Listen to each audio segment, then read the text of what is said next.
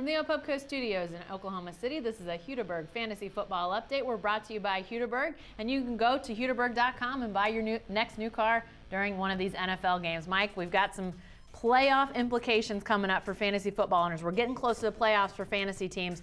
What do people need to know in preparation of the playoffs? Well, a lot of fantasy leagues, I'm in one of them, where after week 13 you have playoffs, like the top 4 or 6 make it. Sometimes if you've got a pretty solid team, you got a roster spot you don't really know what to do with, there are players out there that may get hot late in the season that aren't hot right now, and if you can go grab them, they're not going to help you maybe win the so-called regular season title, but in the playoffs they could really help you. We're talking Randall Cobb, the Packer wide receiver, may return the last 3 or 4 weeks of the season. If he does, Aaron Rodgers likes him, throws to him. Percy Harvin, the famous wide receiver Seattle got in the offseason, oh no, he's hurt, he may miss the whole season. Well, now he's about ready to come back. David Wilson, the running back for the Giants, who disappointed early, another injured guy that may come back. These are the kind of guys you can take a flyer on, and all of a sudden the playoffs roll around and you go, wow, he played pretty good last week, I'll play him this week and win my playoff game. Yeah. So, and on the flip side of that, there's another variable on that. Yeah, and trades. I mean, people might be looking to make some moves now in their leagues.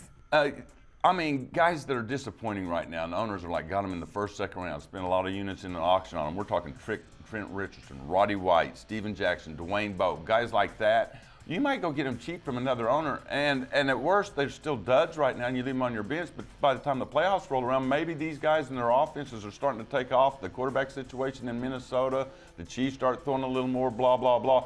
These are the kind of guys you might go get cheap. So these are things, looking ahead to the playoffs, you might make a few moves now that'll benefit you 3 weeks from now. Sort of like when we said pick up Blackman, before his suspension, but Josh Gordon and others, it's similar to those. Right, okay, so people can make some moves resulting in playoff maneuvers, but what about the stardom sit-em? Let's start with the sit-em. The Kaepernick list is back. The Kaepernick list.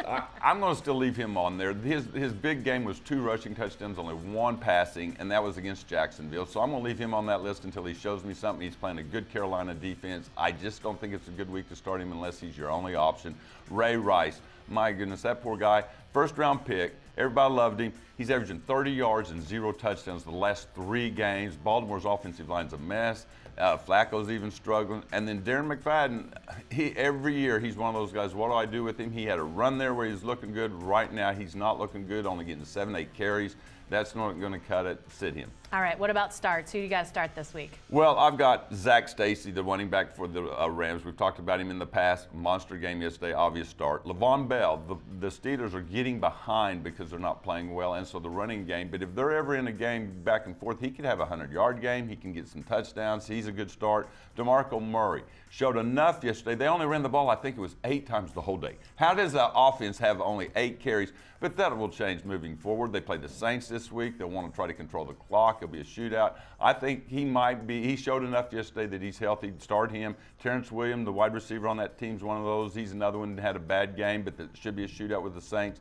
The last one's Mike James, a running back we told you about from Tampa Bay. He busted out yesterday, 130 yards. He's now convinced us he's definitely a start guy every week. All right, thanks, Mike. Sure, stay with the best coverage team anywhere at newsok.com and every day in the Oklahoman.